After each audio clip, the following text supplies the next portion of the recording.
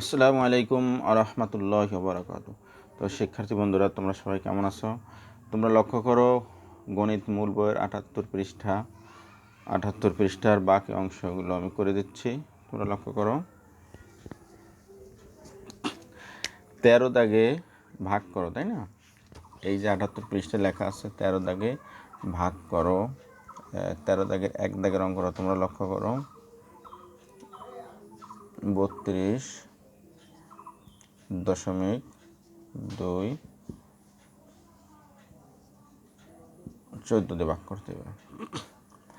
আচ্ছা, তাহলে 32.2কে ভাগ করতে হবে 14 দিয়ে। লক্ষ্য করো, 14 32-এর মধ্যে কয়বার যায়? 2 বার। দেখো 2টা আমি কোথায় বসাচ্ছি ভাগফলের স্থানে। দেখো যে আমি যেহেতু এখানে 2 ঘর আছে, আমরা 2 ঘরের মধ্যে নিচ্ছি, আর যে সংখ্যাটা আমরা একেবারে 2 ঘরের ডাইন দিকের সংখ্যার উপর আমরা এই উত্তরটা বসাবো। হ্যাঁ, তাহলে 14 দুগুণে 28, তাই না? 28, বাস। এবার বিয়োগ করে আমরা পাই কত? 4।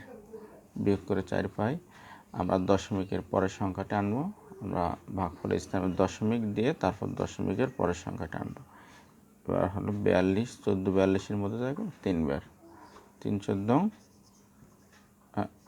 3 14 42, 3 14 42, তাই না? এই তাহলে আমাদের ভাগফল কত দাঁড়ালো? 2.3। হ্যাঁ, এই যে এভাবেই যদি তুমি দশমিক ছাড়া করো তাহলে এই উত্তর আসে। এরপরে হয়তো তুমি এক সংখ্যা বামে দশমিক দিতে হবে। এই বাস, আশা করে বুঝতে পারছো। এরপরে তোমাদের জন্য আবারও 14 দাগের বাড়ি শেখানো হয়েছিল তোমাদের। তারপরে আমি আবার একটু স্মরণ করে দিচ্ছি। 1 দাগে লক্ষ্য করো, 2.47কে ভাগ করতে হবে 10 দিয়ে, তাই না? হ্যাঁ, লক্ষ্য করো, যেহেতু আমরা এখানে ভাগ করব, ভাগ আর গুণের ব্যাপারটা ব্যবধান হলো, ভাগে দেখবা এই দশমিক সবসময় বামের দিকে যাবে আর গুণের সময় ডানের দিকে যাবে। তোমরা একটা জিনিস লক্ষ্য করো, এই দশমিকটা এখানে যখন আমরা ভাগ করবো এটাকে তখন তো কমে যাবে, তখন দশমিক এদিকে যাবে। আর যখন গুণ করব কোনো কিছু দিয়ে, কোনো সংখ্যা দিয়ে গুণ, যখন 10 দিয়ে আমরা গুণ করব তখন তো সংখ্যাটা বেশি হবে। তখন এখানে দিলেই 24, দেখো 24.7, আর এখানে দিলে দেখো শুধু দশমিক। যার কারণে এই জিনিসটা তোমরা খেয়াল রাখবা, গুণ আর ভাগ একই রকমের, কিন্তু দশমিকটা ভাগের সময় বাম দিকে যাবে আর গুণের সময় ডান দিকে যাবে। তাহলে এবার আমরা এই 10 দিয়ে এই ভাগটা আমরা কীভাবে করতে হবে লক্ষ্য করো। দশমিক বাদে তুমি এখানে তোলো ভাগফলের এখানে, এই যে, তার দশমিকটা ছিল কোথায়? এইখানে।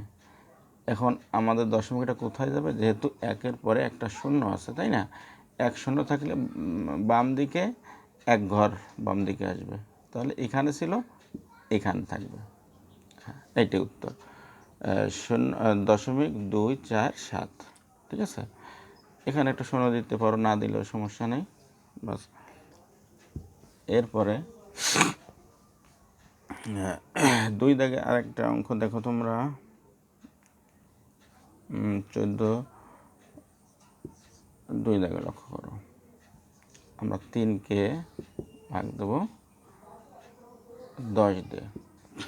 আচ্ছা, 3কে আমরা 10 দিয়ে ভাগ দেবো। তাহলে এই যে এইটা আমরা ভাজ্যটাকে এখানে আগে বসাবো, বসানোর পরে লক্ষ্য করো এক সংখ্যা বামের দশমিক যাবে। তখন মনে রাখবো, ওই যে আমি বলি যে এইটা এই 3 সমান সমান, তোমরা এখানে কিন্তু একটা দশমিক আছে এদের শেষে, তাই না?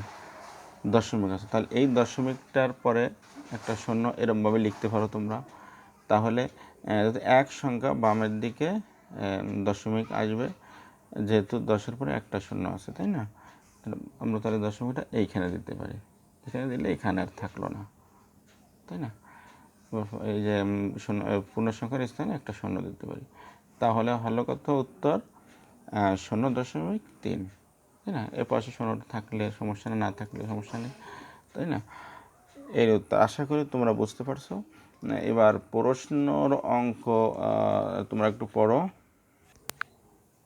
হ্যাঁ, লক্ষ্য করো 15 দাগের অঙ্কটা তোমরা লক্ষ্য করো, এখানে কি লেখা আছে 35.28 লিটার তেল 9টি পরিবারের মধ্যে সমানভাবে ভাগ করে দিলে প্রত্যেক পরিবার কত লিটার তেল পাবে, তাই না?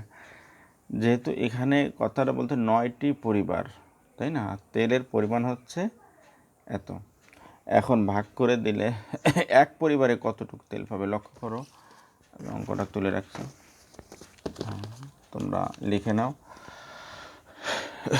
9টি পরিবার তেল পাবে এই যে এতটুকু মোট তেল, অথবা একটি পরিবার তেল পাবে, ভাগ করতে হবে 9 দিয়ে, 9 দিয়ে ভাগ করলে প্রত্যেক পরিবার কতটুকু পাবে, এই যে আমরা এখানে তুমি একটা পাশে রাফ দেখাই দিতে হবে তোমার। আচ্ছা, এই অঙ্কটা তোমরা জানো, আমি রাফটা বোর্ডে করে দিচ্ছি, তোমরা এইভাবে সাজাও। এবার রাফটার দিকে তোমরা লক্ষ্য করো, তাই না? রাফটার দিকে লক্ষ্য করো।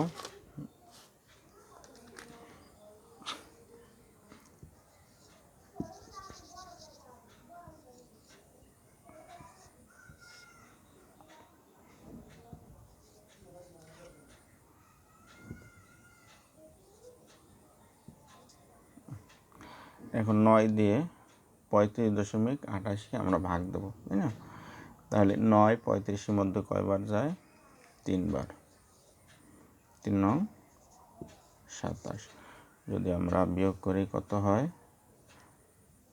8 হয়, 8। এবার দশমিকের পরের সংখ্যাটা আমাদের আনতে হবে, 2 নামাতে হবে, তাই না? 2 যদি আমরা নামাই তাহলে এখানে দশমিক দিয়ে ভাগফলে দশমিক দিয়ে 2 নামাতে হবে, তাই না? তাহলে 82-এর ভিতর 9 কয়বার যায়? 9 বার, 9 নং 81, বিয়োগফল কত? 1। এবার আমরা 8 নামাবো, 18, তাই না? 9 দুগুণে 18, তাই না? এই রাফটা তুমি দেখাই দেবে, নইলে তোমাকে নাম্বার দেবে না, রাফটা অবশ্যই পাশে দেখাই দেবে।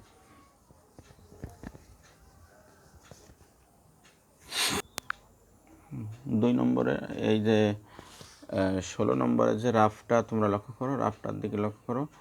আমরা এই 12-4-এর ভিতরে যাচ্ছে কয়বার? 0 বার, তাই না? 12 শূন্যর 0 বার যাচ্ছে, ভালো করে লিখি, 12 শূন্য 0, বিয়োগ করলে নামে কত? ওই 4ই। এবার দশমিকের পরের সংখ্যা আনতে হলে আমাদের এখানে দশমিক দিয়ে 1 নামাতে হবে, তাই না? এবার কতবার যাচ্ছে?